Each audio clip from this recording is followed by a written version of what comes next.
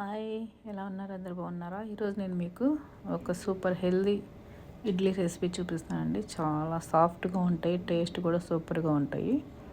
మనం కొద్దిగా health conscious ఉన్న వాళ్ళు ఈ రెసిపీని ట్రై చేసి చక్కగా ఇడ్లీలు తినొచ్చు. ఓకేనా?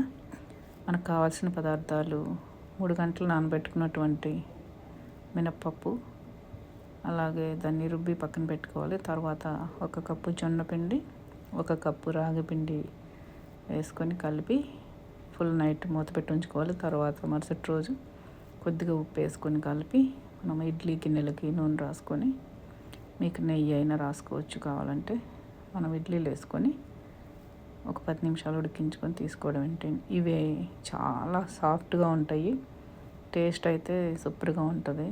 మనం ఏ చట్నీతోనైనా, పల్లీ చట్నీ కానీ, అల్లం చట్నీ కానీ, ఇంకా కారపొడి నెయ్యి వేసుకొని కూడా తినొచ్చు. సూపర్గా ఉంటాయి అన్నమాట. ఈ రెసిపీని మీరు ట్రై చేయండి. ఎవరైనా నిరభ్యంతరంగా తినొచ్చు. ఎక్కువ కార్బోహైడ్రేట్స్ అట్లా ఏముండదు. ఓకేనా? ట్రై చేయండి. ఈ రెసిపీ మీకు ఎలా కుదిరిందో చెప్పండి. మీకు ఇడ్లీ నచ్చితే కనుక కామెంట్ చేయండి, లైక్ చేయండి, మీ ఫ్రెండ్స్కి కూడా షేర్ చేయండి. ఓకేనా? బాయ్.